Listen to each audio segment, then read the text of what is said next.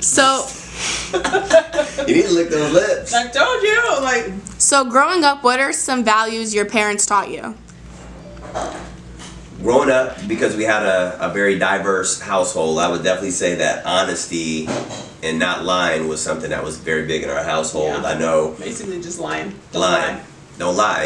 In our household, you would get not only punished for doing the deed, but you would also get punished for actually lying for the deed. So it's like a 2-for-1 on whoopings.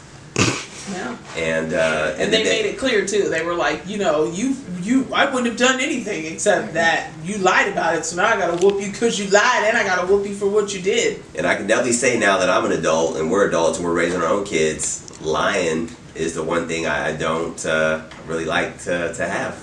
So Food under the bed, that was another big one too. Probably just eating throughout the house. They were always like, keep it in the kitchen.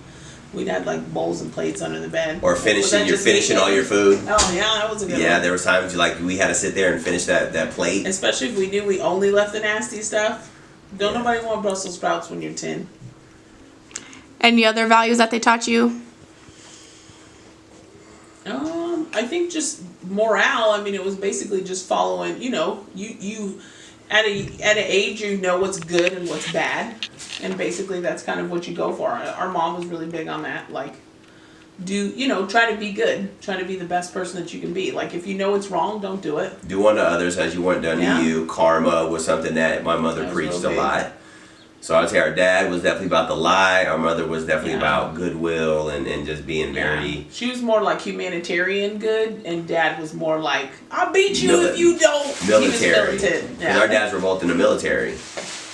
So what are the beliefs that your parents would teach you? It could be religious, it could be anything, just belief-wise. Ooh, good one. Well, that was the one cool thing about our household is it was very open for ideas. So they never made us follow a rigid set of religious guidelines. As long as it was morally correct, you were always going to be good. They looked at what's more of like a spiritual guide versus religious. Mom, definitely. I think my dad was just more along the lines of like, I don't know if it was so much religious as like thought-provoking. Like, he was just like, don't believe everything you see and don't believe everything you read. He was always very like, find out for yourself. Yep. He was very like, don't wait on other people to do things. Like, venture out, see the world. Don't wait on your friends, or don't wait for other people's plans, or if you read something, don't just believe it. Like, make sure that it's like something that's truthful, and especially if you're barking that it's like something you believe in, it needs to really be because you researched it personally and you didn't just hear it like third hand. So when it came to traditions in the household, did you guys have any?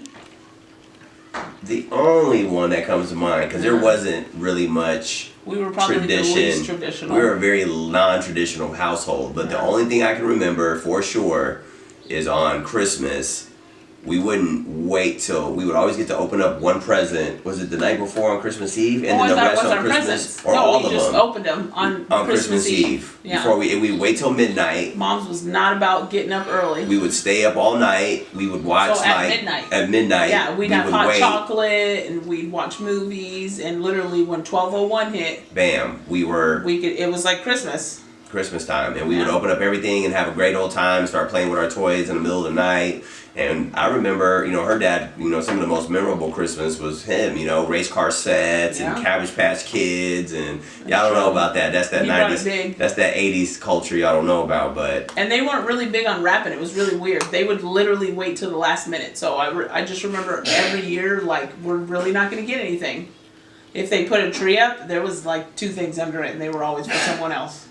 And then they would bring out the presents. They'd bring them out, Surprise us. It'd be like midnight, and they'd be like, "Go to the car and get blah blah," and there'd be a trunk of presents. But I feel like we were fortunate. There was a couple of really good Christmases. Oh yeah, definitely. We were, it was we didn't go without. That's for sure. We didn't go without. Sometimes financially they weren't doing so great, but we never even felt that difference. We always felt like we were very fortunate.